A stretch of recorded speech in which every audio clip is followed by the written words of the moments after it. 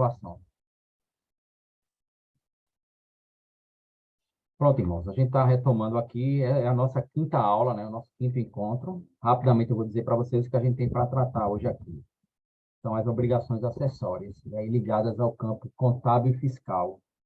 A gente vai entender um pouquinho o que significa essa expressão, obrigação acessória, e também vai tentar entender em comparação com a expressão obrigação principal.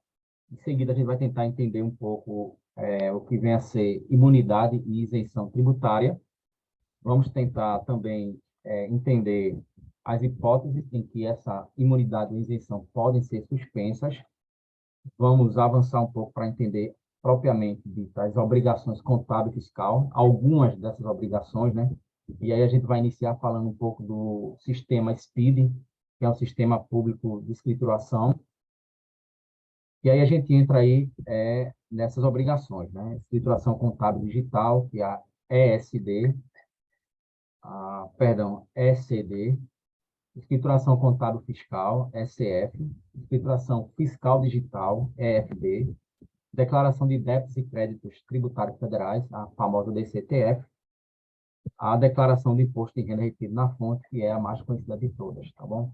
DIRF. Então, basicamente, é o conteúdo que a gente tem para tratar hoje aqui. Eu já disse para vocês que o material está disponível na plataforma e lá está detalhado. Se a gente não conseguir hoje abranger o todo do que vai ser apresentado, mas o importante é a gente valorizar essa discussão que tem acontecido aqui.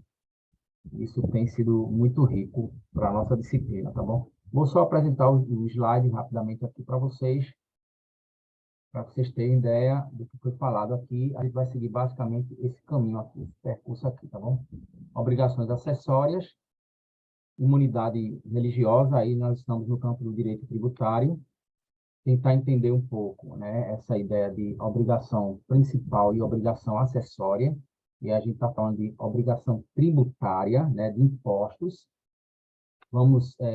E a gente vai tentar, né, explicar para vocês direitinho, e vamos mostrar aí a diferença entre imunidade e isenção, essas duas nuances aqui da questão tributária. Algumas hipóteses de suspensão da imunidade ou isenção, elas podem cair, né? Então, vamos entender isso aqui, como é que acontece. E também algumas obrigações do campo contábil e fiscal. Vamos passar pelo sistema SPID, explicando para vocês.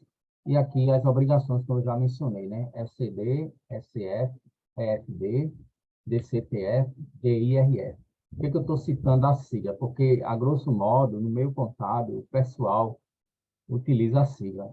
Então, vai muito pela sigla. Então, não é comum, não é parte do nosso linguajar, mas você precisa entender que, às vezes, se você vai recorrer aí ao contador da igreja, a assessoria contábil, e muito provavelmente há situações em que ele vai conversar com você utilizando aí dessa linguagem. Tá bom? Então, abrevia muito, né? E facilita, na verdade, né? Para quem é do meio, é melhor dizer ECD do que escrituração contábil digital. Então, é economia no linguajar. Resume e diz tudo o que precisa ser dito. E pronto. Pois bem, então, é esse o nosso trajeto para hoje, tá bom? Então, vamos lá. O que é que a minha igreja precisa saber primeiro sobre imunidade tributária? O que é que eu preciso entender sobre essa questão? Primeiro, a diferença que há entre obrigação tributária principal e obrigação tributária acessória. O que é uma obrigação tributária principal? É aquela obrigação que a lei institui. Qual é a obrigação que a lei institui? Pagar o imposto.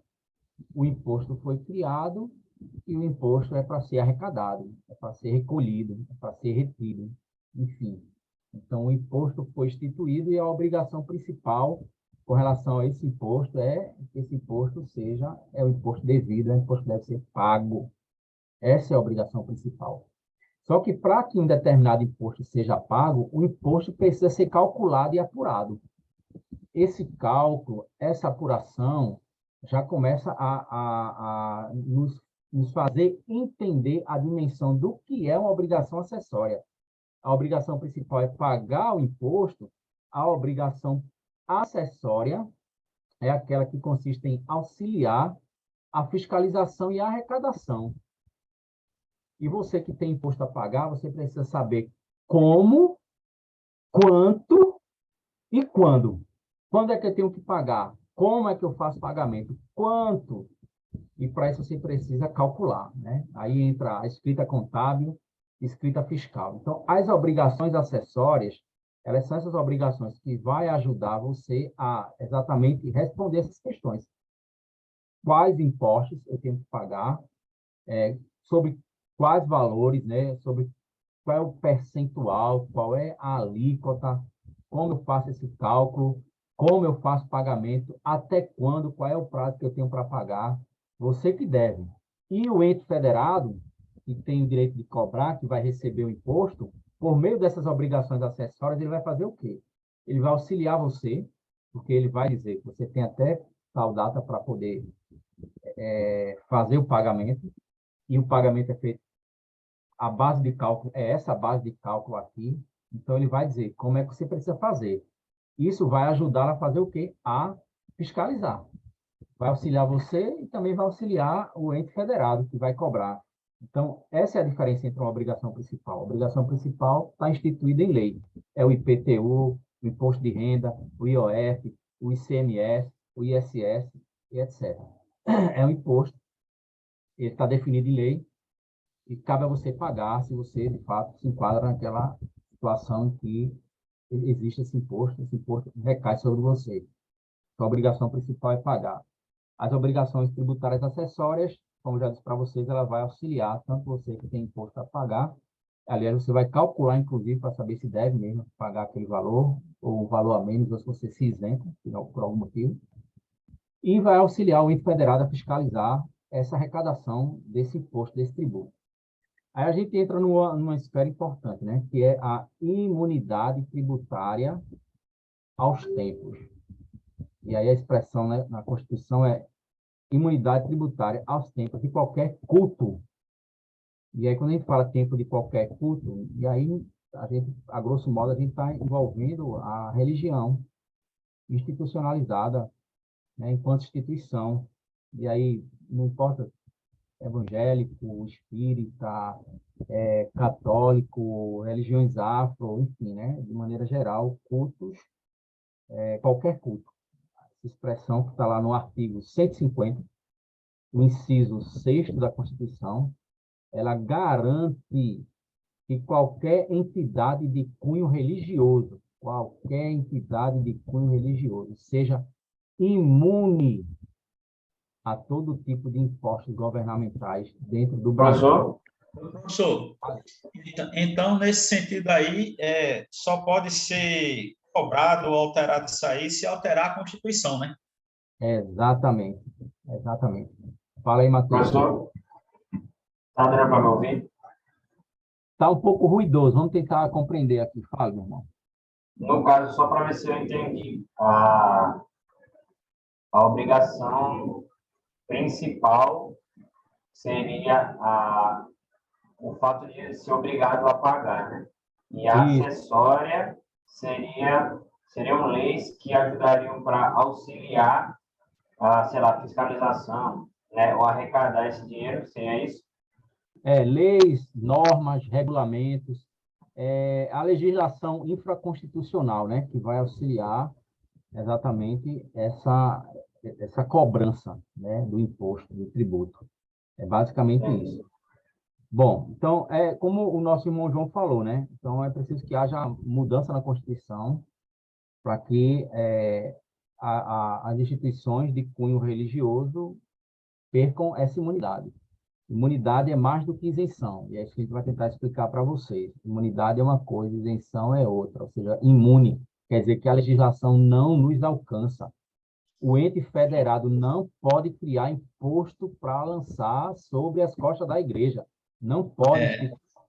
Recentemente eu tinha visto na internet, né, um cara que assim é da linhagem satânica, dizendo que ia ser instituído imposto sobre os dízimos das igrejas, mas aí o cara não conhece a Constituição, né? Fala sem saber nem onde o galo está cantando.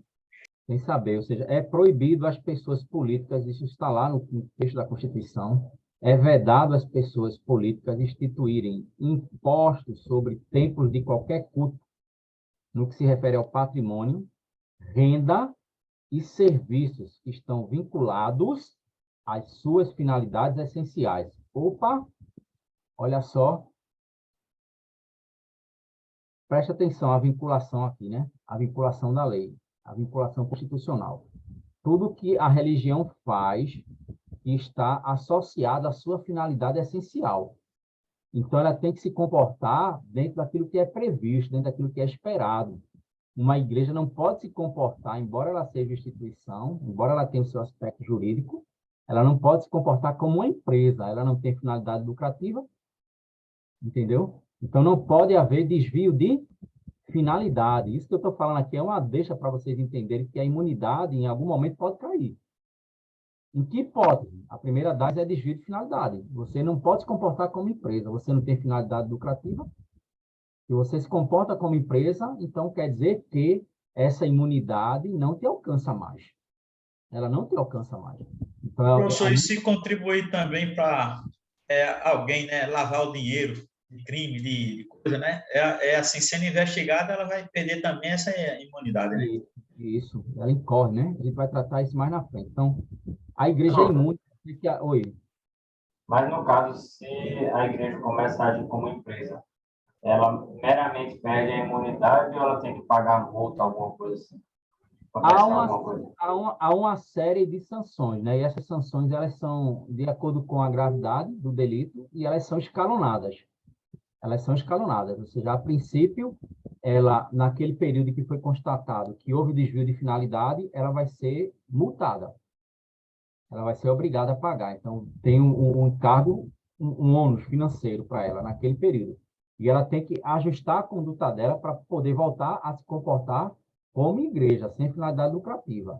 Então, aquele período em que ficou comprovado que ela desviou a finalidade, aquele período ela vai ser cobrada como se comportou como empresa naquele período ali, então vai ser tratado como empresa naquele período ali, até ela se reenquadrar.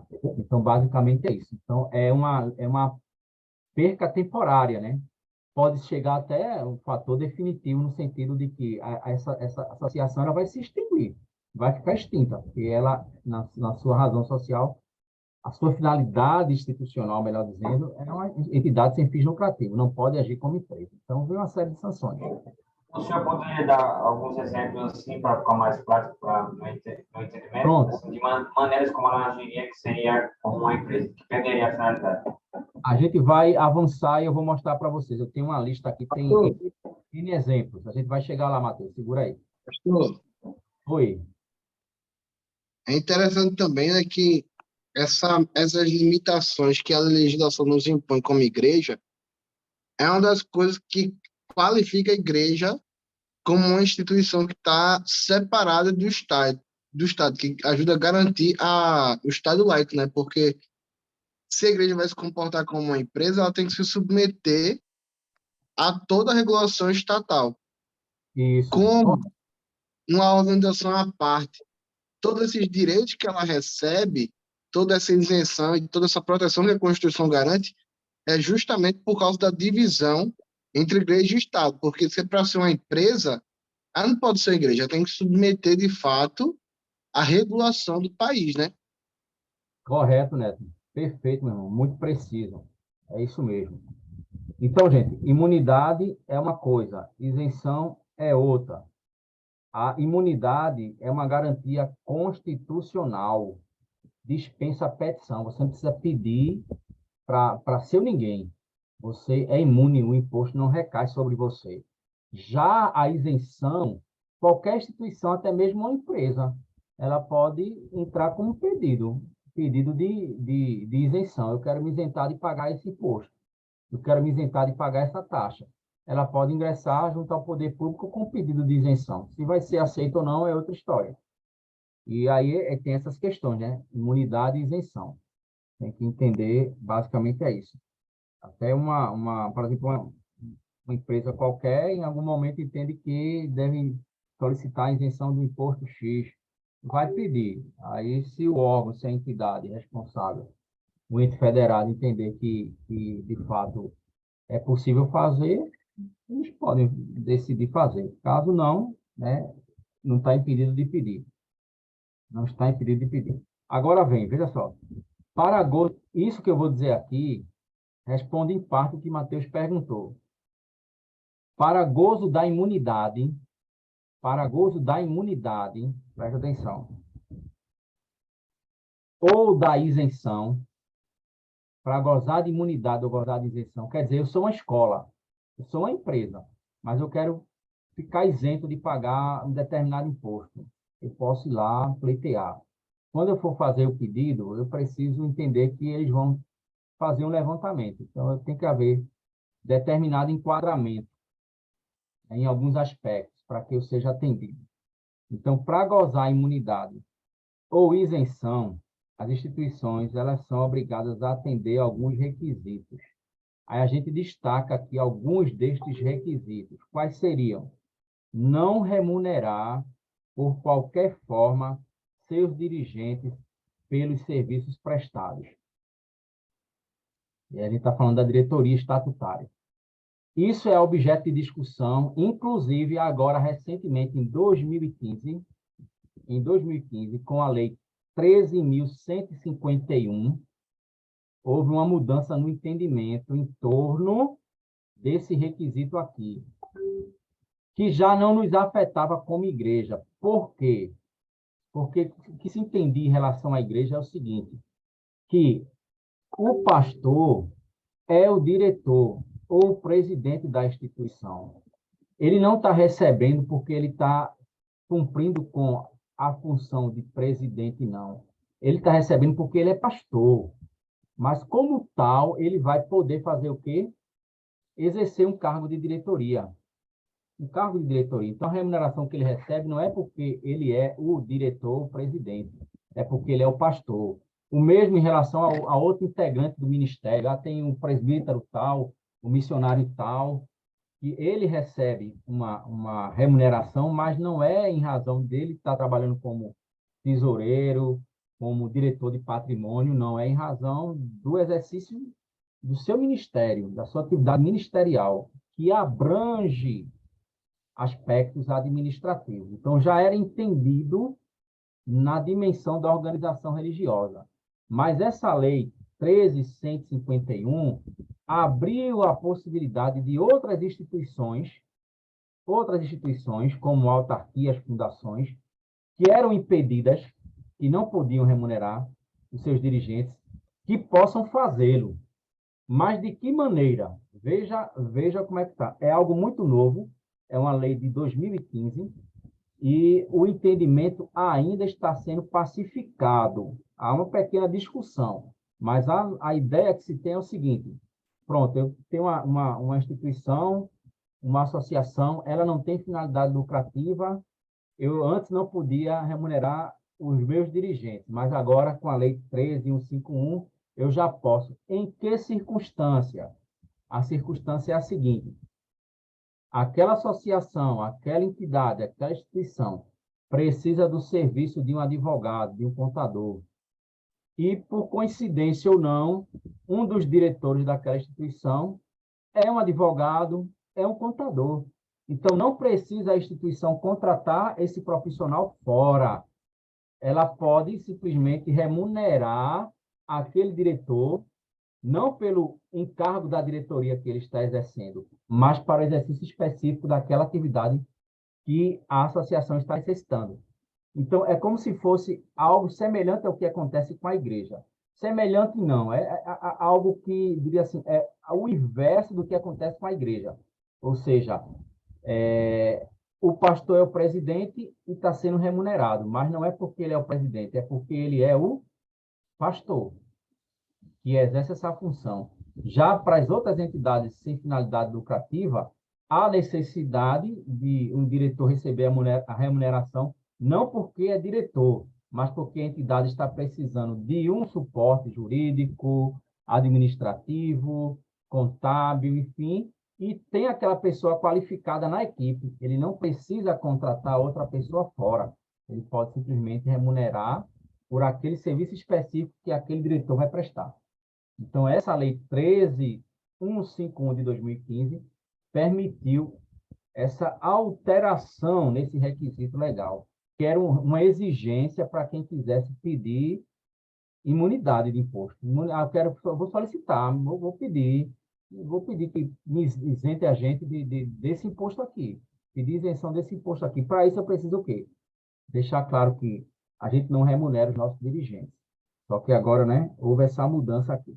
Segundo, para que a gente possa requerer, ou para que uma instituição, não no caso da igreja, né, que a igreja é imune, ela não é isenta, ela é muito mais do que isso, ela é imune, mas para que uma instituição possa pedir isenção, ela precisa aplicar integralmente os recursos que foram arrecadados para a manutenção e desenvolvimento dos seus objetivos ou das suas finalidades. Tudo que foi arrecadado é para ser investido e aplicado dentro daquilo que foi listado no Estatuto como sendo a sua finalidade. Ela existe para esse fim.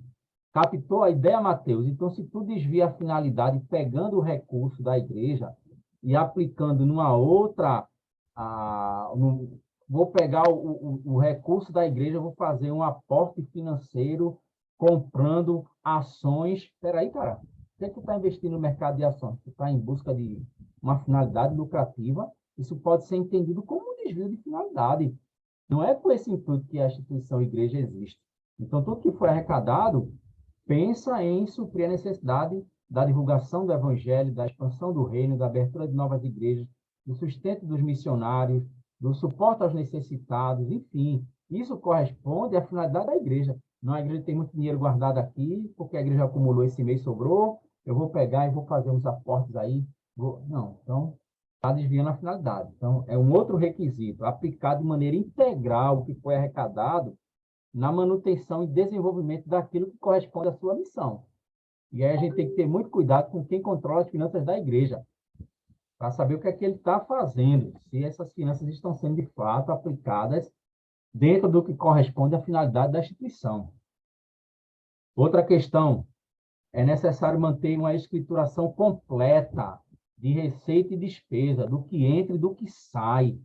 Isso deve ser feito de maneira correta, de maneira exata, de maneira transparente. E aí nós vamos entender mais na frente que é a escrituração contábil digital e a escrituração fiscal também. A gente vai ver isso mais na frente. Então, a igreja não está isenta de manter esse controle, de fazer essa escrituração. Essa escrituração ela tem que ser feita, tem que ter cuidado, tem que ser tudo devidamente registrado, o que entra e o que sai, devidamente comprovado. Outro, conservar em boa ordem, pelo prazo de 5 anos, a contar da data de emissão, os documentos que comprovem. Presta atenção no detalhe, viu, gente? Presta atenção. Vou repetir. Conservar em boa ordem, pelo prazo de 5 anos, contados da data em que foram emitidos, os documentos que comprovem a origem das receitas, do que entrou, dos recursos, e a efetivação das despesas, do que sai. Tudo que entra e tudo que sai tem que ser comprovado, ao menos com um recibo, sem ser rasurado, tudo devidamente claro e bem discriminado, tem que constar lá. E, pasmem os senhores, não é prática nas nossas igrejas não, viu? Mas aquele irmão que contribui com o dízimo, ele pode simplesmente chegar e exigir um recibo da igreja. Porque quando ele vai fazer a declaração de imposto de renda, há um campo lá em que ele pode especificar quanto que ele doou para a igreja no ano tal. No ano de 2021, ano passado, o somatório dos dízimos e ofertas que eu entreguei à igreja deu X valor. E como é que eu posso afirmar? Porque a igreja me entregou os recibos. Mês a mês eu pedi à igreja, a igreja tem a obrigação, se qualquer membro pedir, eu quero recibo. Ô, professor, a respeito disso aí, devia servir como base para deduzir do imposto de renda, né? Não só como informativo, né? Deveria deduzir. Há situações em que há situações que é possível até pleitear essa dedução. Há situações. Mas fique ciente disso, viu? Eu sei casos de denominação que já faz essa emissão do recibo. O membro que entregou lá o seu dízimo, sua oferta, de praxe, eu sei casos de denominação que emite recibo. Então, não é uma prática entre nós, mas não acho que é criminoso, absurdo, estranho um membro chegar e pedir. E se ele pedir, ele está no direito que cabe a ele, você tem a obrigação de emitir o recibo e entregar. E eu acho Professor, interessante, pastor, acho interessante uma prática que a igreja tem cultivado, de fazer reuniões normalmente trimestrais para os membros da igreja. E qual é o teu dessa reunião? Como a gente fala, é uma reunião fechada aos membros da igreja, né? Sim, E sim. que tem justamente como objetivo apresentar essa transparência dos gastos da igreja.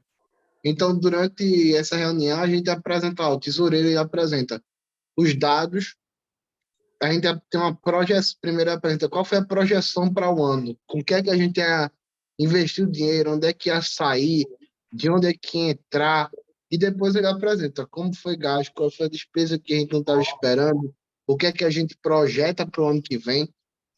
Isso, a gente sempre tem esse costume de fazer isso para manter a igreja formada, como você bem falou, que a igreja precisa saber do que é que está acontecendo ali, não é para ser não é reunião de governo que é secreta, é uma reunião onde o povo precisa também saber para onde aqueles recursos estão sendo destinados, como aquele recurso está sendo usado, e até para encorajar o povo a se envolver nas questões da igreja, porque muitas vezes a igreja está passando por um aperto, por dificuldade, mas os irmãos nem sabem, não veem o que é que está acontecendo, não veem como a questão está sendo trabalhada, de onde é que está saindo esse gasto, de quanto precisa para resolver o que está pendente.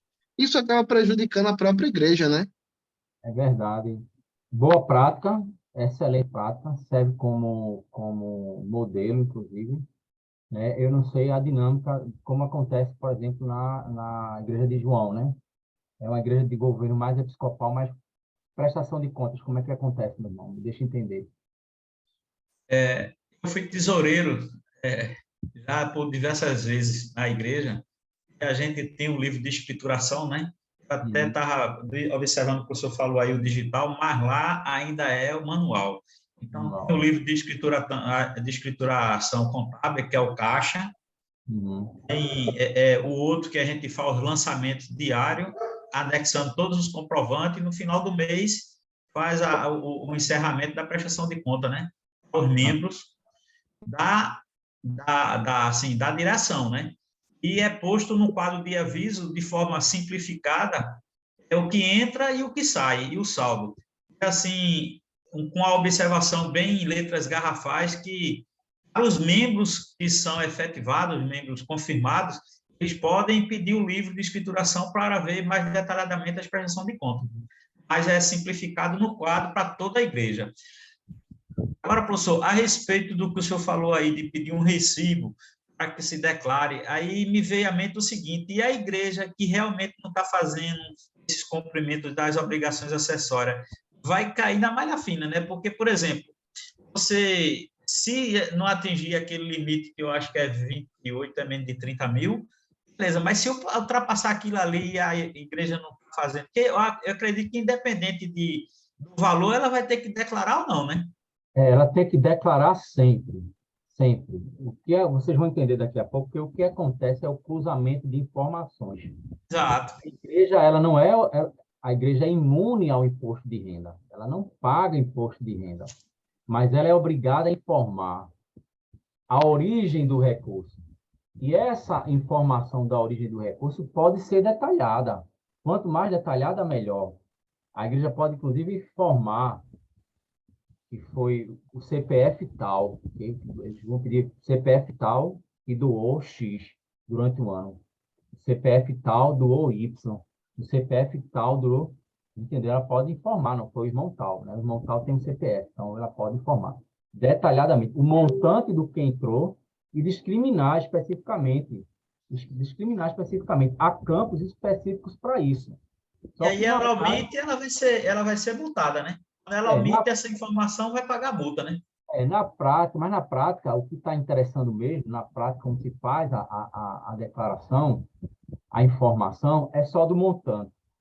Existe o campo específico, mas a igreja faz a informação do montante, do quanto arrecadou, do quanto gastou e como. E aí já resolve junto à Receita. Ou seja, a Receita não entra no mérito de querer saber detalhadamente Quer dizer que lá na declaração não é detalhado, não, é CPF tal, Não, X, ela vai CPF... detalhar que aquela receita é proveniente de dízimos. Aquela certo, receita certo. é proveniente de ofertas.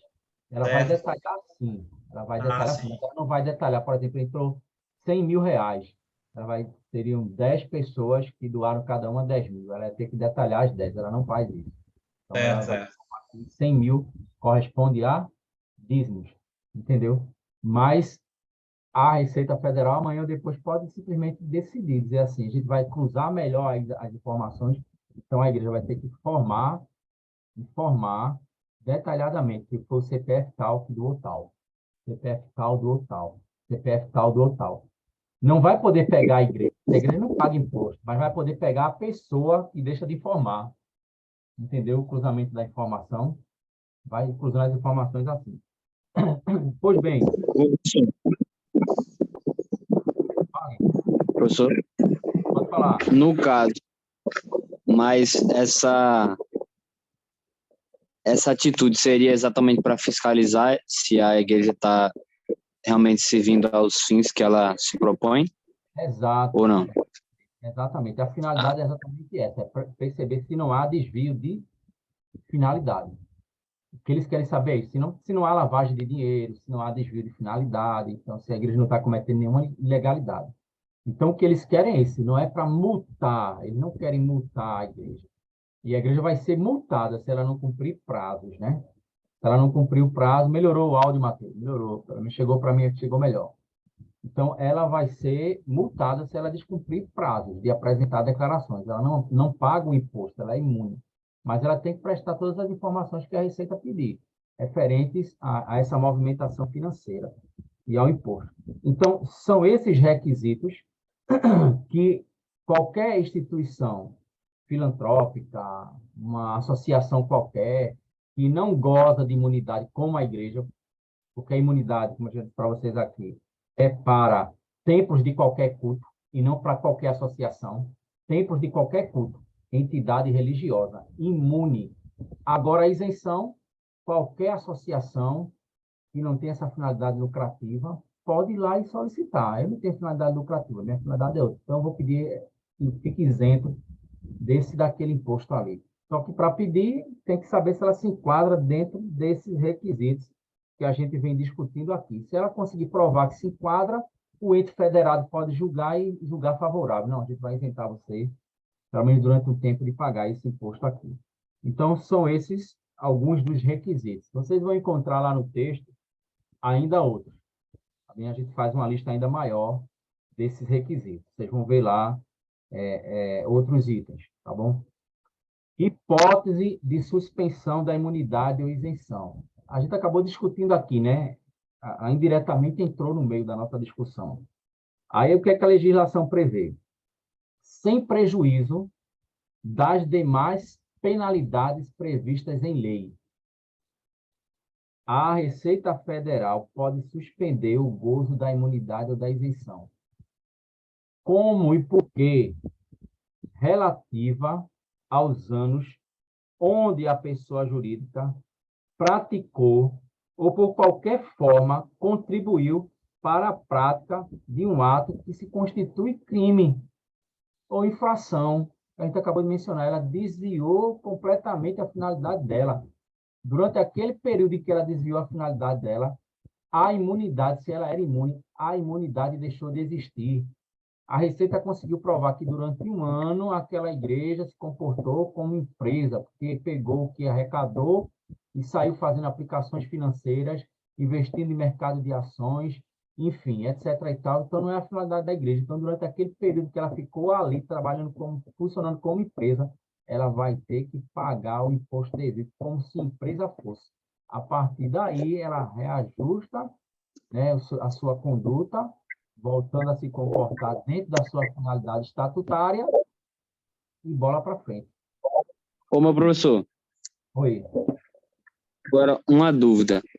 No caso, porque para eles comprovarem que a igreja está fazendo isso, na minha cabeça, né, eu estou pensando assim, se uma igreja vai fazer uma coisa errada, tipo, vai desviar dinheiro, alguma coisa assim, eles não vão afirmar isso, correto? Aí como é que eles vão descobrir que está acontecendo isso? Seria uma denúncia, alguma coisa assim, é? Basicamente, são denúncias, né? Ah, entendi. São duas coisas, viu? São duas coisas. É a denúncia e quando a igreja faz a declaração de imposto de renda, ela não faz a declaração do imposto de renda para pagar o imposto, não. Ela faz para informar. Veja, preste atenção, anotem aí. Ela vai informar o quanto que ela ganhou, o tanto que ela gastou, o que sobrou e a evolução do seu patrimônio. Se o patrimônio da igreja é maior do que as suas receitas, opa, alguma coisa tem errado. O seu patrimônio é incompatível com a sua receita.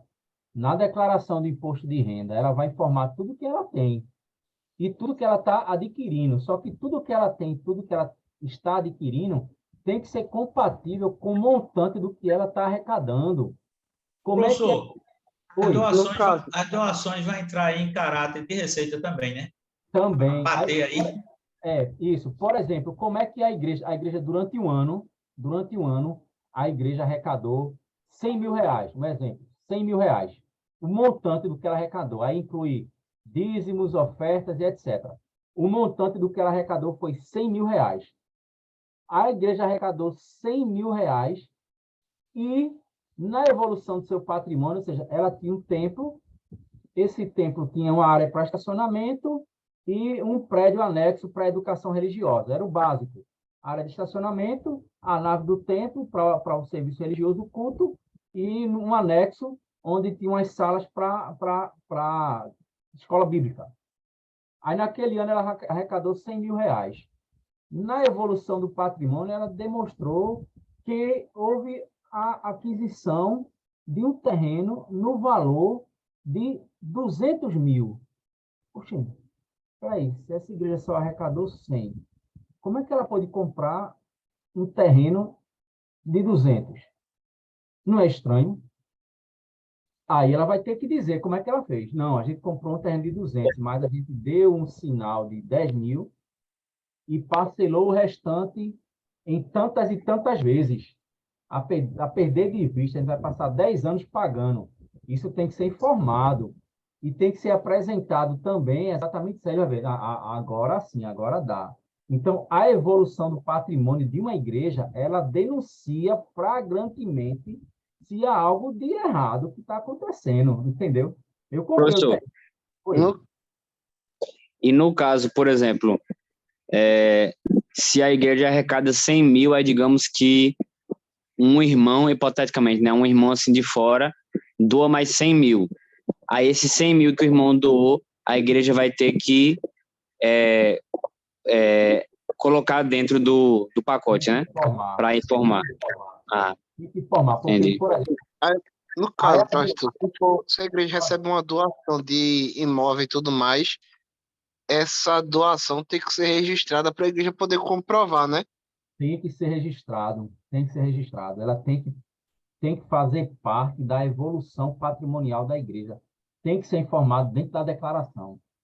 Porque Uhum, vai levantar a suspeita de que alguma coisa está errado com essa igreja. Por que essa igreja uhum, arrecada 100 e compra um imóvel de 300? O que é de tô errado? entendendo. Vai ter que informar como foi que esse dinheiro apareceu, de onde veio, o que está vendo, E né? aí, tudo isso você já consegue informar na declaração de imposto de renda da igreja, pastor? Na declaração, na declaração. Na declaração você vai informar que o patrimônio aumentou porque teve um irmão que doou. O irmão doou um terreno. O terreno está avaliado em X. Aí você vai informar, o irmão pediu sigilo. A igreja não quer saber. O irmão não quer que a igreja saiba quem foi que doou. Mas dentro da declaração o contador precisa informar. Foi o irmão Uhum. tal, CPF tal, foi registrado no cartório tal. Esse é o número do registro. Tudo isso tem que constar. Tudo isso tem que Sim, constar. entendi. Então, é muito simples a Receita rastrear, né? É muito simples rastrear. A gente observa a evolução do patrimônio da pessoa. E muitas pessoas caem na malha fina, aí eu Tudo estou falando amarrado. pessoa física por conta disso. Espera aí, como é que eu tenho uma renda mensal de R$ 4.000 e que eu tenho a minha casa é um palacete, uma mansão, e eu tenho um Camaro amarelo na garagem? Como é que pode? É uma coisa errada aí, né, não? Aí, ó, os olhos se voltam, né? A Receita vai tentar rastrear. Vai tentar rastrear. Aí, se eu deixar de informar, em algum momento as informações são cruzadas, em algum momento a Receita vai saber. A menos que você utilize laranjas. Aí já configura o quê? Opa, já levanta a suspeita de que é algo fraudulento. Algo Professor, e fraudulento. o pior é que quando ele bota a lente em cima, ele não vai apurar só aquele ano, não. Ele retroage no mínimo a 5 anos. É troagem, né? Ele está escavacando tudo. Então, a coisa é bem por aí, né? É bem por aí. Então, bom, as obrigações contábeis, contábil e fiscal, vamos falar um pouquinho. Fala aí, Matheus. Professor, só uma última pergunta. No caso, por exemplo, digamos que um irmão ele doa um carro para a igreja. Aí, porque até onde eu saiba, a igreja não paga o imposto do carro, né? Se estiver no nome da igreja. Aí Isso. teria que registrar na igreja para não pagar o imposto, né? Tem que registrar. E agora a igreja vai pagar todas as taxas, ou a igreja ou o irmão vai assumir toda a taxa de transferência. Ela não está isenta de pagar, não. Toda a taxa que exigir para transferir, vai transferir propriedade, vai pagar, vai mudar o emplacamento, enfim, toda a taxa que envolve esse trâmite, até que passe para o nome da igreja, tem que ser paga. Aí depois Só o Interessante é IPTU que que não paga, né? é só o imposto que o IPVA, ele vai se isentar do IPVA. É, O não. imposto e as dívidas também passam, né, pastor? também. Teve um Tem que caso que foi até engraçado de um pastor, um tempo atrás, dessas igrejas neopentecostais que, dois seu carro, vai ganhar não sei quanto, não sei o quê. Aí o irmão doou um carro para a igreja, o carro valia R$ 6.000. ah, Aí depois o pastor foi ver, gente, um rapaz doou aqui para a igreja. Depois que passou pro nome da igreja, a dívida é da gente. O carro valia 6.000. Tinha 10.000 de dívida no nome do carro. pronto. Era para ele ter resolvido isso antes. Ele não prestou atenção, se quebrou. A dívida é da igreja. A dívida é da igreja. Então ele não doou o carro, doou um pepino. Ô, pepino. É um cavalo de Troia. O pastor recebeu um cavalo de Troia. Então, tem essas questões, gente. Tem que ter muito cuidado mesmo. A coisa é séria. Então, é preciso uma boa assessoria jurídica e contábil. A igreja precisa. Vamos falar sobre obrigação contábil e fiscal. E aí a gente vai iniciar falando sobre o SPED, SPED. SPED é uma sigla para Sistema Público de Escrituração Digital. É a modernização, né? É a modernização que a gente vem falando já aqui, né? O que é esse SPED? Ele surgiu em 2007 e é uma tecnologia. Qual é o objetivo dessa tecnologia? É desburocratizar. Antigamente, ia lá o contador, levava aquele mói de livro, papel, para apresentar a Receita Federal, declarações, etc. e tal. Não. Hoje já tem um sistema digital, o SPED. Você vai utilizar esse sistema para gerar arquivos digitais de escrituração, tanto fiscal quanto contábil. E o sistema SPED já tem um formato específico. Acabou-se. Então, é para desburocratizar. Tá bom? Então, esse sistema foi criado em 2007, padronizando aí todos esses procedimentos aí. Com essa mudança, todo esse procedimento, preste atenção, a pegadinha onde está no SPED, viu? Preste atenção. Com essa mudança, todo o procedimento é feito de forma digital, integrada e certificada. Eu vou explicar para vocês essas três expressões. É feito de forma digital, integrada e certificada. Quando a gente fala digital, quer dizer para você que é um arquivo. Não precisa de papel, de folha. Não precisa. É um arquivo. É uma mídia. é uma mídia, ou seja, já é algo menos volumoso, menos volumoso. Então, essa é a nuance digital. Quando a gente fala integrada, aí a gente vai discutir já já com vocês uma questão importante. Segura aí, viu? Integrada, guarde aí com vocês, vocês vão entender. E com certificação, o que é isso? Obriga tanto o diretor quanto o contador, tanto o diretor quanto o contador, só consegue acessar o sistema se tiver certificado digital. Então, não se consegue mais fazer de outra maneira, não. Então, a chave para entrar no sistema é o certificado digital, que é a assinatura digital. E o pastor, se ele é o diretor, o presidente da igreja, ele vai ter que ter certificado digital. Ou qualquer outro diretor, presidente. O contador vai ter que ter. Então, a gente não consegue fazer mais, como antes, por meio de um mero despachante. Um mero despachante não resolve. Tem que ter o técnico contábil ou o contador. Ele tem que ser um profissional registrado e ele tem que ter a certificação, o certificado digital, para ele poder entrar no sistema SPID, abrir o sistema SPID e fazer o trabalho que tem para ser feito. Então, é um motivo a mais para você já entender que não tem como eu fazer sem recorrer ao contador. Eu não consigo entrar no sistema SPID. E um despachante qualquer não consegue fazer. Tem que ter o profissional. Entendeu como é que funciona? É basicamente isso. Então, tem a evolução, é bom, mas vai amarrar você. Ah, eu sei fazer. Eu hoje, como técnico de contabilidade, eu não consigo entrar no sistema espírita, porque eu não exerço a profissão, eu não tenho meu registro, eu não consigo chegar lá e tirar uma certificação. Eu primeiro preciso regularizar meu registro junto ao conselho para depois poder gerar a certificação. Então, eu não consigo mais fazer. Coisa que eu fazia antes. Décadas atrás era um calhamaço de papel. Hoje não é mais assim. Acabou. Então, tudo digitalizou. Então, isso é o avanço. Eu enxergo isso com bons olhos, viu? Eu não acho que isso é coisa ruim, não. Eu acho que isso é coisa boa. Meu professor, Vamos lá. no caso, então, para que uma igreja se registre, ela precisa necessariamente aderir a esse sistema SPID, né? Senão ela fica capaz. Essa é a parte contábil e fiscal da igreja. Para ela se registrar, é o que a gente discutiu antes. Está ligado ao estatuto. Aí, para o registro do estatuto, ela precisa de um advogado. Porque essa parte do estatuto, ela é feita junto ao cartório. Essa parte fiscal é feita junto, por exemplo, à Receita Federal. É outra parte, entendeu? Ela já está registrada, já tem seu estatuto. Agora ela vai tirar o seu CNPJ. Depois que ela abrir o CNPJ, aí ela precisa desse acompanhamento mensal de um contador, de um técnico contábil devidamente registrado, entendeu? Como é que funciona? Então, ela está entrando já na esfera contábil e fiscal. Na abertura, ela já fez, né? Criou e registrou estatuto, ata de fundação, elegeu, né? Elegeu e impulsou diretoria.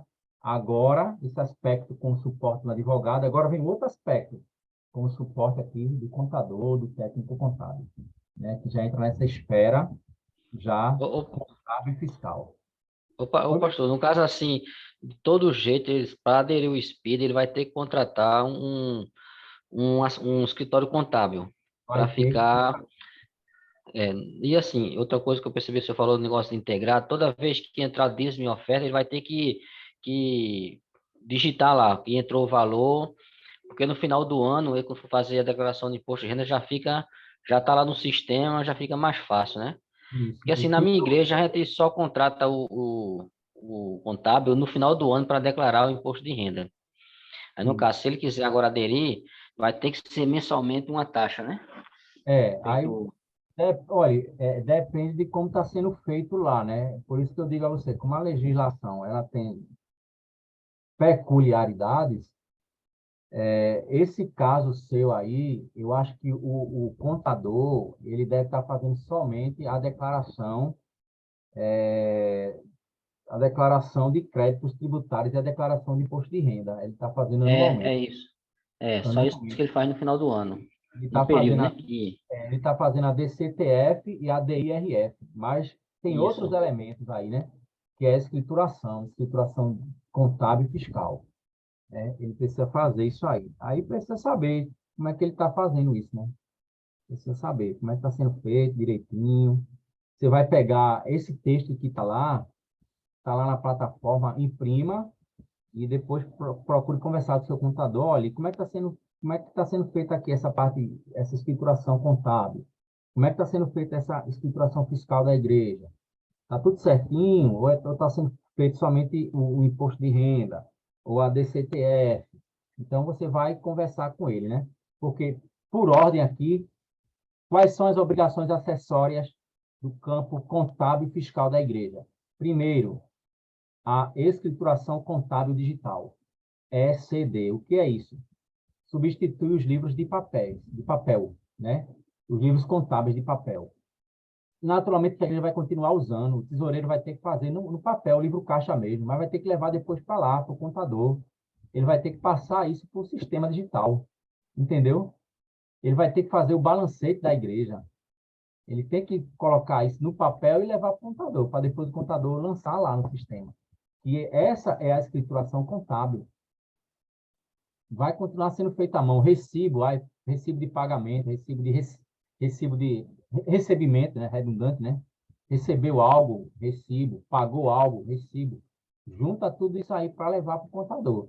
E aí ele é que vai lançar em cada local específico. Vai escriturar, né? Essa escrituração digital. Aí vem a escrituração contábil fiscal. A escrituração contábil fiscal, que é também a obrigação da igreja, desde 2015, é recente, tá bom? A partir de 2015, o que acontece é isso, né? O técnico contábil profissional, ele precisa estar se atualizando. Então, a partir de 2015, do ano calendário 2015, todas as igrejas estão obrigadas a apresentar essa escrituração contábil fiscal. Porque uma coisa é a escrituração contábil. Professor, aquela lei, eu acho que era a lei 6.404, que era do balanço e tal. Assim, houve alguma modificação nela? Porque eu lembro quando eu era tesoureiro lá em Surubim, eu fazia essa prestação de conta, eu fiz um balancete simplificado, mas ao mesmo tempo eu também transformava no balanço, sabe? Houve modificações. Pela essa lei, né? Mas aí depois eu digo, rapaz, será se mudou? Mas aí, como a igreja é muito simplificado, que não tem banco, era só caixa mesmo, aí era muito simples, né? Aí eu não me preocupei com isso. Houve modificações. O balancete, ele é parte da escrita contábil. Tanto o balanço quanto o balancete. É parte da escrita contábil. Só que aí é importante conversar com o contador para saber como é que você vai poder ajudar o contador a coletar os dados para poder fazer. Porque eu lembro que o balancete você faz mensal e o balanço, dependendo da empresa, né, da instituição, era anual, era semestral, era alguma coisa desse tipo. Né? Isso. Mudou tudo, meu irmão, mudou tudo, mas continua sendo exigido. Agora, tudo por meio eletrônico, tudo por meio digital, né? A escrituração contábil foi. No caso dessas obrigações acessórias, a falta de qualquer uma delas tem a mesma penalidade ou tem alguma que pesa mais do que a outra? Cada obrigação tem uma multa que costuma variar. Tem a obrigação que a multa fica em torno de R$170, tem a obrigação que fica em torno de R$400, tem a obrigação que a multa fica em torno de R$500, e esse valor é um valor cumulativo, viu? Por cada dia de atraso. Você tem até o dia 30 do mês, até o final do mês para pagar. Se deu o final do mês e não pagou, aí já entra a multa de cara, valor X. Aí a cada dia que passa, o valor vai aumentando, o valor vai aumentando, o valor vai aumentando. Por cada dia de atraso na entrega de determinada declaração. Então, vai acumulando. Então, se é 500, foi 500 hoje, amanhã já não é mais 500. Já é 500 com cálculo do juros. E no caso, a pessoa, essas obrigações acessórias, ela já não tem mais nada a ver com a imunidade, não, né? Não tem. Não tem como... Não tem. As obrigações acessórias foi aquilo que a gente explicou. A obrigação principal é pagar o imposto. A gente não tem imposto a pagar, porque a gente é imune. A gente é imune. Mas a gente precisa informar para mostrar o quê? Que a gente continua agindo dentro da lei. Dentro da lei para quê? Para cumprir com a finalidade da instituição. Essas obrigações acessórias de prestar informação é para dar a entender que a gente continua agindo dentro das normas, de acordo com a finalidade. E se a gente fizer em dias, a gente não precisa pagar nada. Se a gente pagar, multa é por atraso. É porque descumpriu aquele prazo. Né? Professor, Oi. a proposta, eu pesquisei aqui na internet, né? O SED mesmo, deixando de ser informado, uma multa simplesmente de R$ 5.000 Olha aí. por Olha mês. aí. Olha aí. É pesado. Então, sai muito mais barato pagar um contador no escritório do que pagar a multa por descumprimento, por atraso. Sai muito mais barato. Então, é preciso fazer uma escrituração contábil digital. Essa escrituração, ela abrange a apuração dos resultados. Essa apuração dos resultados envolve o balancete, né? Envolve o balancete. O objetivo do balancete é para mostrar a origem dos recursos e a destinação, de onde vem e para onde vai. Está sobrando alguma coisa. Essa é a parte da escrituração contábil. E a escrituração fiscal? A escrituração fiscal é o seguinte: o imposto é calculado de acordo com o que foi arrecadado. Então, a escrituração fiscal, ela provém da escrituração contábil. Primeiro você faz a escrituração contábil para saber o tanto que arrecadou, para a partir daí você fazer o cálculo do imposto, se é que você tem imposto a pagar. Então, vem a escrituração contábil e, em seguida, vem a escrituração fiscal. Mas o que é que a igreja tem com relação a isso? Vocês vão ver que quando a igreja começar a contratar funcionários, a igreja não vai pagar imposto, mas a igreja vai pagar encargos. Ela está imune aos impostos, mas os encargos sociais não. Os encargos sociais que envolvem a contratação de um funcionário, que a gente vai falar mais na frente. E a base de cálculo dos encargos sociais, ela depende necessariamente da escrituração, do que foi escriturado, do que foi apresentado contabilmente. Então, tem que ter esse acompanhamento, essa escrituração contábil, essa escrituração fiscal, para que se faça, no tempo previsto, a devida declaração. A devida declaração. Agora, uma informação importante, presta atenção, que eu vou capturar para vocês aqui, tá bom? A obrigação acessória tem que ser centralizada. Lembra a expressão que eu falei lá atrás? A necessidade de centralizar, que eu mandei, captura essa expressão e guarda aí. A ideia é que, por exemplo, Integrada, né, que o senhor falou, né? a DCTF, quando a igreja vai apresentar essa declaração, ela é uma declaração centralizada na matriz. O que é isso? Centralizada na matriz. Como as congregações e pontos de pregação não têm CNPJ, subentende-se que a administração financeira é feita na sede. Mas lá está entrando dízimo, está entrando oferta, mas tem que ser escriturado no caixa da sede. Tem que passar pelo caixa da sede, porque toda a prestação de conta é feita a partir da sede. Então, a legislação já prevê isso, é de forma centralizada pela matriz, pela sede. Porque se não for feito assim, aí pode dar a entender o quê? Opa, é um caixa 2, é desvio de recursos, é crime, é crime. Aí o que é que acontece? Tudo que entrou lá na congregação, no ponto de pregação, tem que vir para a sede. E a sede registra e depois repassa para a congregação, para suprir a necessidade da congregação, devidamente escriturado. Escritura o repasse. Não pode ser diferente disso, não. Professor, o senhor falou aí digital, integrada, qual foi a outra palavra? Integrada, deixa eu ver aqui, deixa eu achar outra Digital, palavra. integrada e E certificada. certificada. Com certificação. Certificado digital, certificado digital.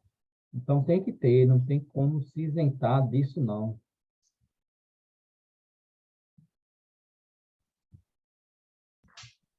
Ok. Deixa eu ver aqui.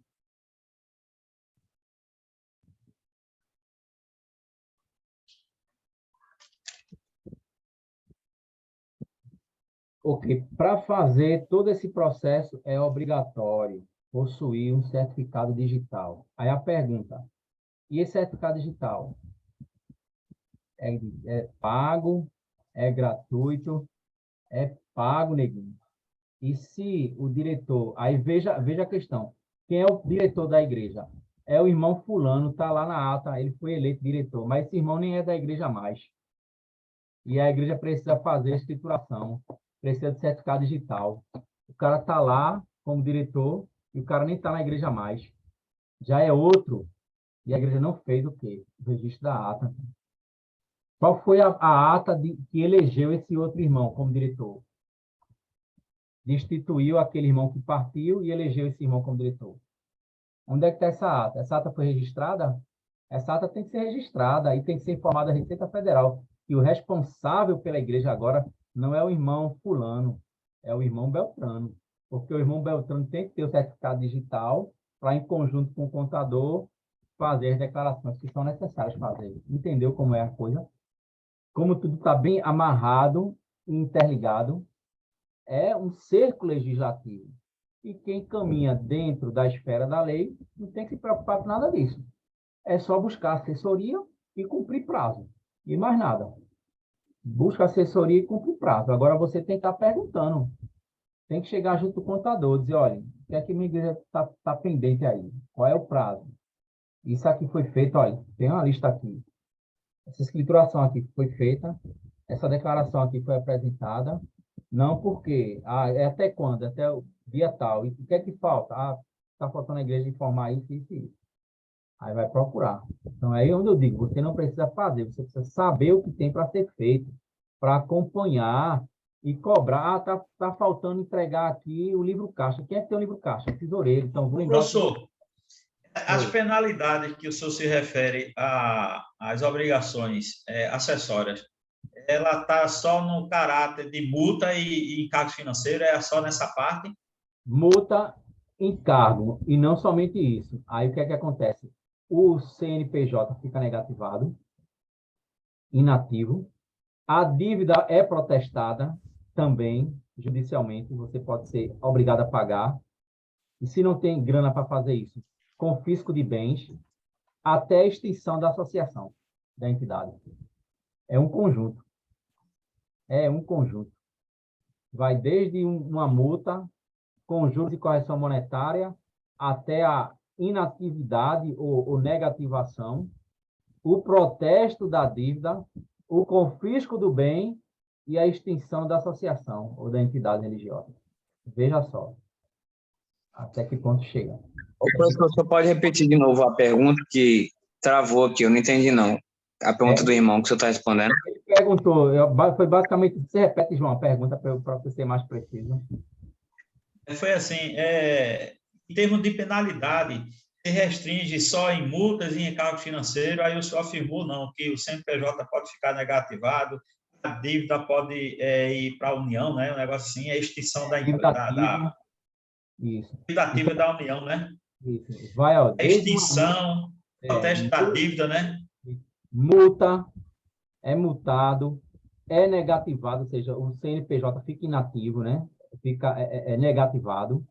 Aí vem o protesto da dívida, quando você vai ter que comparecer para se esclarecer judicialmente e poder pagar. Não tem dinheiro para pagar. Aí lembra, não tem dinheiro para pagar. O que é que o estatuto diz? A obrigação ela é de quem vai olhar o estatuto. O estatuto está dizendo que a obrigação é solidária. Todo mundo paga um pedacinho. A empresa e a diretoria. os irmãos. Alguém vai ter que pagar essa dívida, negão. Então, o que é que diz o estatuto? Que os diretores pagam, não que os membros podem colaborar. Então, vai ter que buscar no estatuto. Não tem dinheiro para pagar, não? A dívida vai ser protestada, vende um carro, vende alguma coisa aí, paga. Vende e paga. Se não pagar, aí vai vir a penalidade, suspensão do CNPJ e aí até a extinção da associação, da organização. É um conjunto. Alguém pode ser preso? Não, porque não há prisão por dívida no nosso país, não há prisão. A menos que cometa o crime de sonegação. Aí é outra história, é crime, né? Crime, mas só pela dívida, não. E o que pode haver é o bloqueio, o confisco, Se a igreja tiver conta jurídica aberta no banco, pode ser pleiteado o confisco, pode ser pleiteado o bloqueio. Bloqueia a conta. Professor, e se Até o estatuto disser que os irmãos correspondem subsidiariamente, também vai nas contas dele e nos vem, né? vai. Eles vão buscar o Eita. justiça, né? Por isso o estatuto bem organizado, meu irmão. A coisa é muito séria. A coisa é muito séria.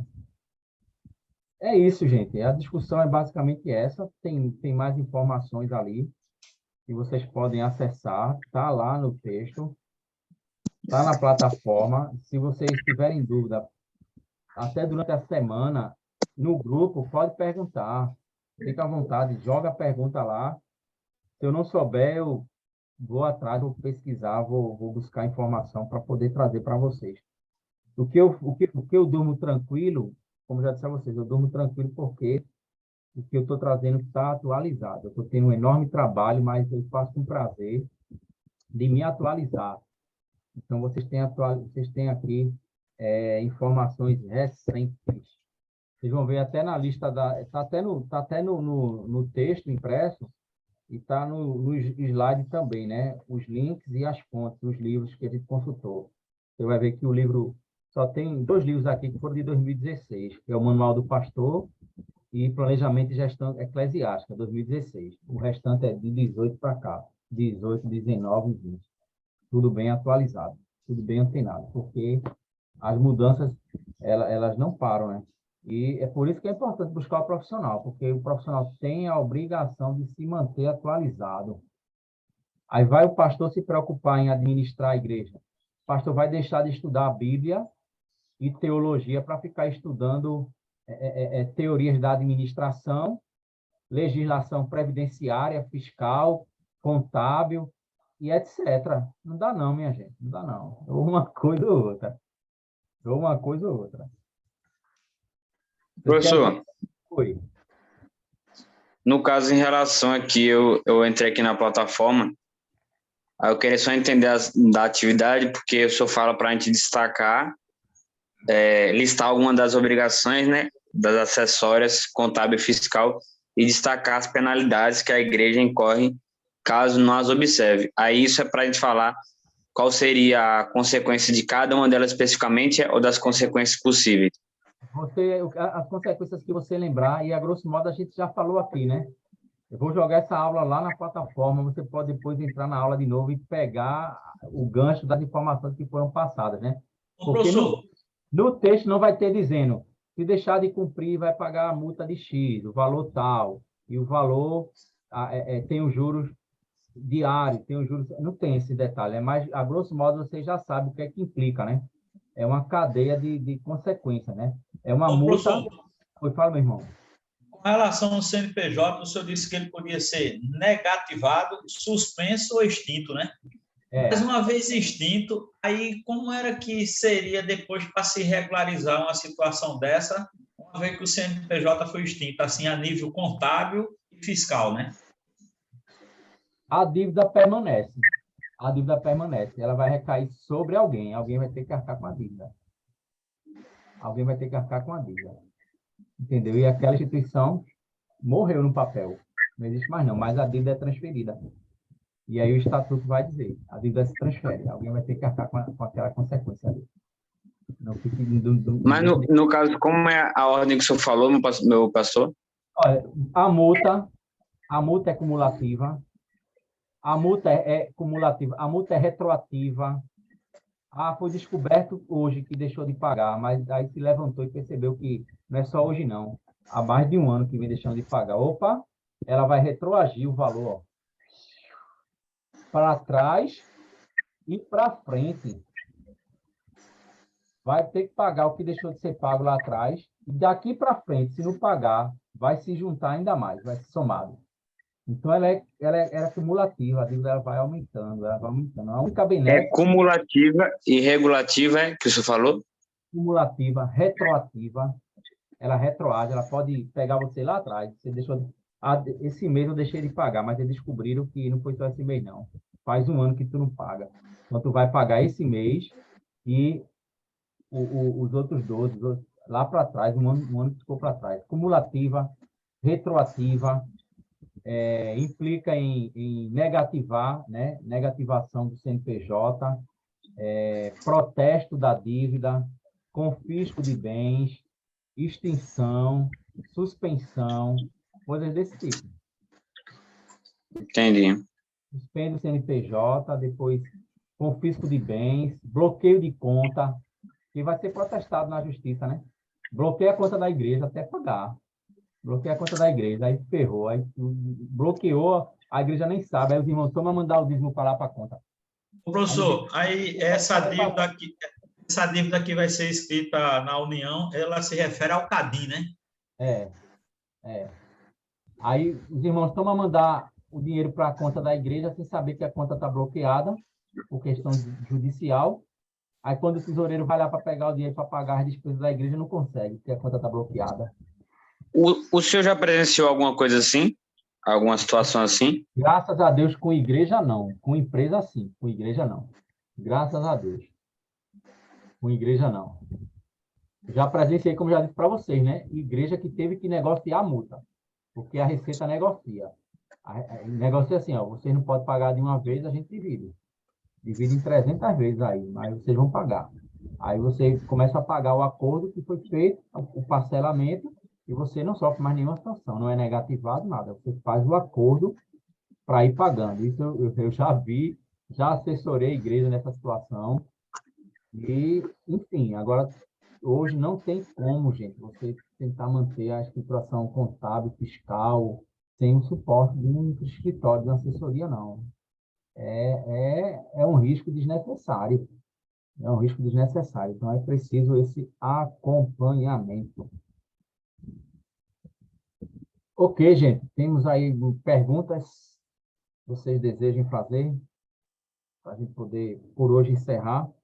Na próxima aula, a gente pretende continuar esse assunto, mas a gente vai tentar trazer para vocês obrigações acessórias mais ligadas ao campo trabalhista e previdenciária, né? A igreja enquanto empregadora, né? Contratando funcionários, etc. e tal. A questão do pastor, como é que fica em relação à igreja, o que ele recebe é salário, não é?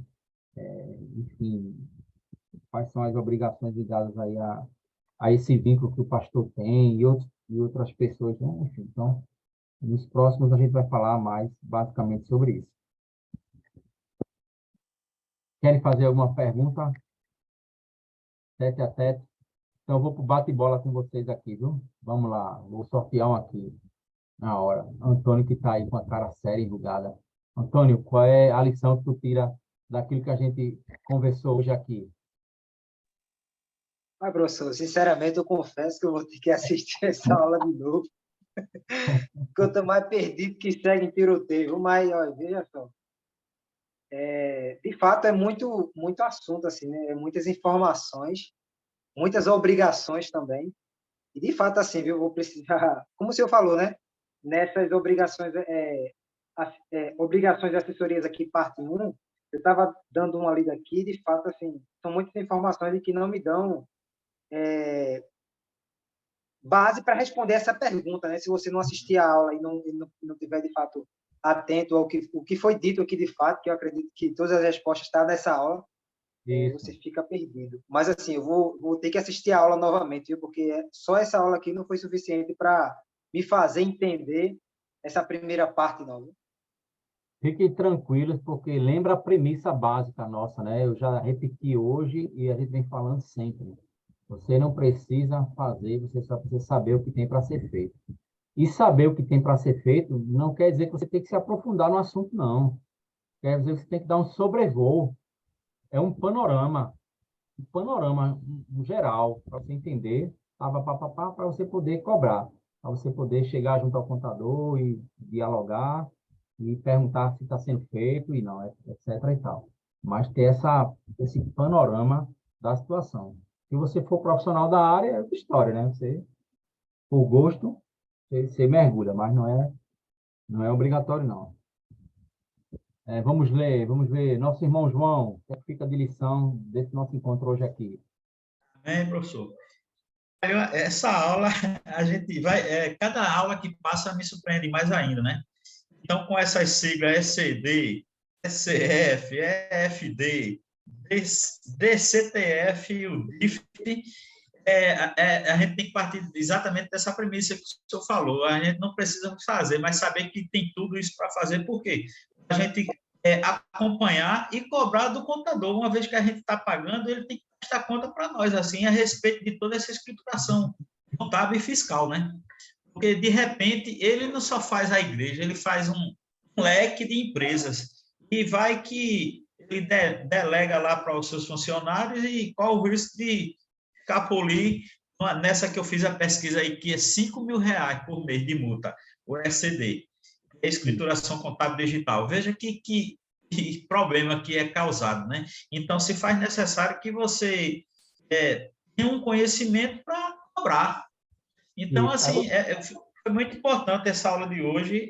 Eu fico, cada vez me surpreende mais, porque, assim, como eu gosto da área contábil, eu tenho, assim, a base de contabilidade também, eu fico deslumbrado com a aula, muito boa.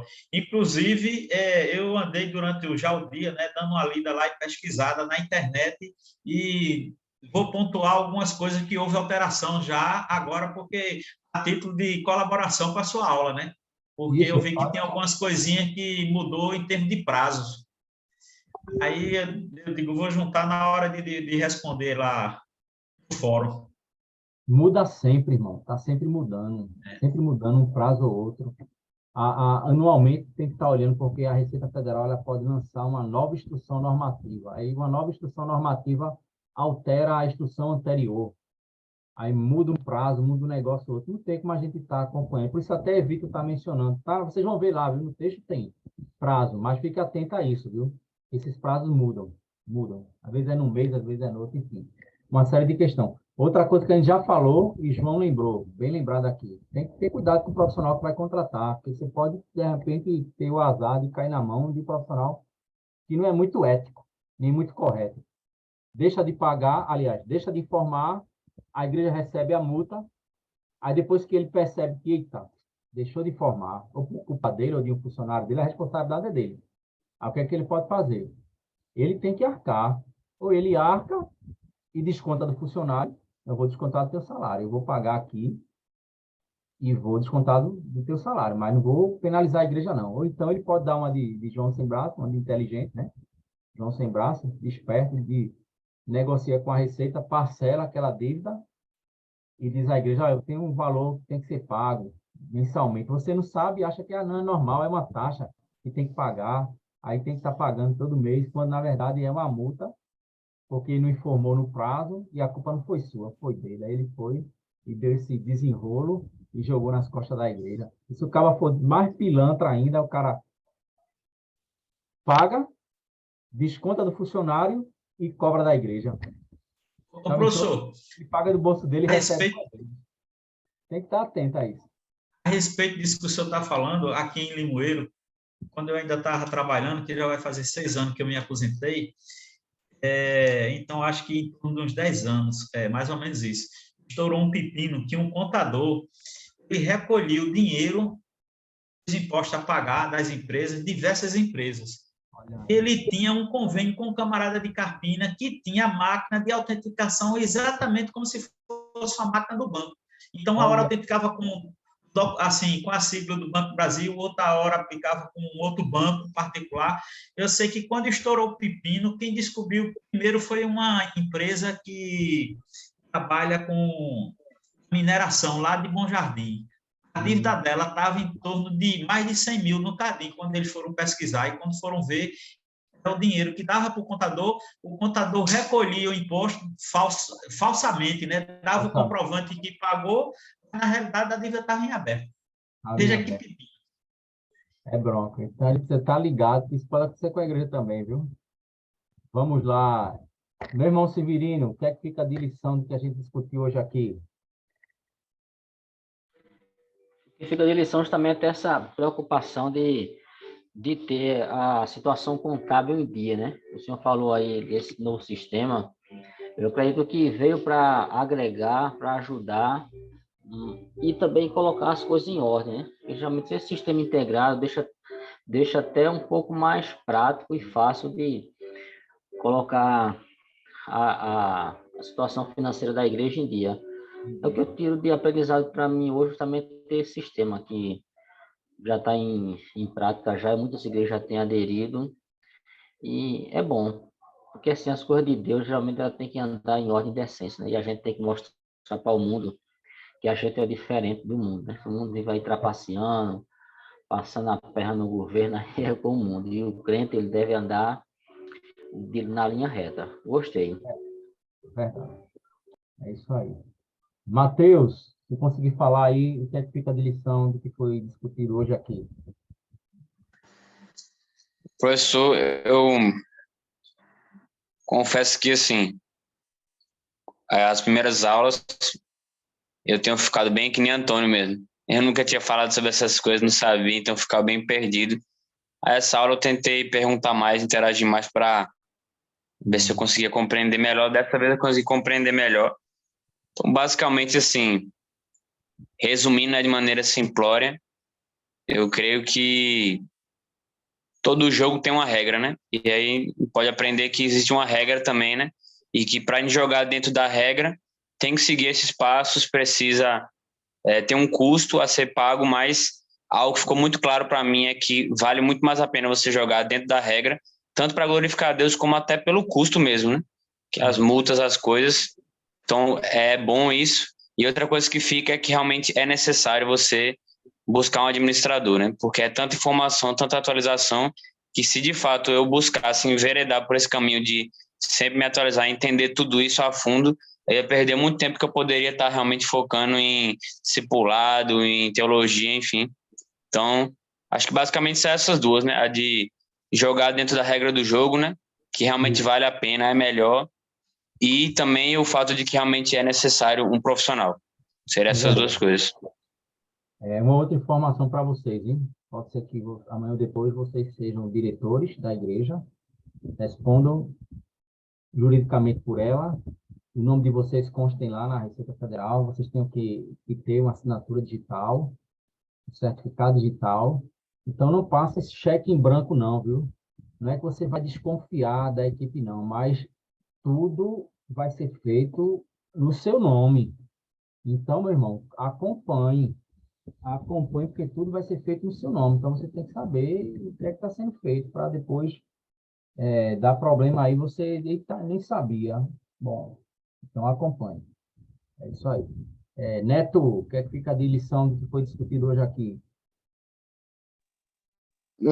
Foi muito bom por ter algumas dúvidas em relação, pastor, especialmente a questão das declarações de patrimônio da igreja, essa questão da arrecadação. Sempre tive muita dúvida em relação a como que tudo isso poderia ser regularizado, né? Uhum. Caso receba alguma doação ou adquira alguma propriedade, como o senhor falou, que tenha um valor maior do que a receita anual da igreja, né? Então Uhum. foi muito importante tirar essas dúvidas aí, entender melhor como é que funciona todo esse processo. Ótimo, ótimo. É isso aí, gente. Então, a evolução do patrimônio deve sempre ser informado na declaração de rendimento, na declaração do imposto de renda hoje. Então, lá vai ser também informado a evolução do patrimônio da igreja, que tem que ser compatível com a renda. Se for diferente do que ela está arrecadando, então foi alguma doação que ela recebeu, então ela tem que informar o irmão tal, dia tal, papapá, doou um prédio, doou um terreno, enfim, né? Etc. É isso aí. Antônio, meu irmão, você ora por nós. Não esqueçam a prova, hein, gente? Quem ainda não fez, dê uma entradinha lá e faça uma prova.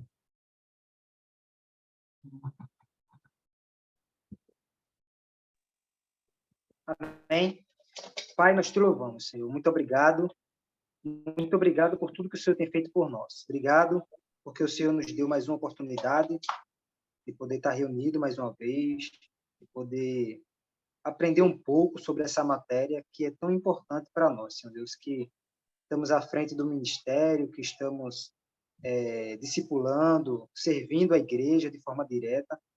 Peço, Senhor, que o Senhor possa nos ajudar, Pai, a compreender melhor tudo que foi dito, porque eu tenho certeza que isso vai contribuir muito para a nossa vida pessoal, para a nossa vida ministerial, Senhor. Abre os nossos olhos, abre a nossa mente, nos dá sabedoria para que a gente possa responder da melhor forma às atividades e, acima de tudo, poder aplicar na nossa vida, Senhor. Eu peço que o Senhor cuide de nós, nos dê uma semana abençoada, livra-nos de todo mal. Peço isso, Senhor Deus, nessa noite, em nome de Jesus. Amém. Gente, muito obrigado aí. A gente vai se falando lá no grupo, em qualquer necessidade. Um abraço Boa aí. noite a todos, Deus Capaz. abençoe. Semana Boa abençoada. noite.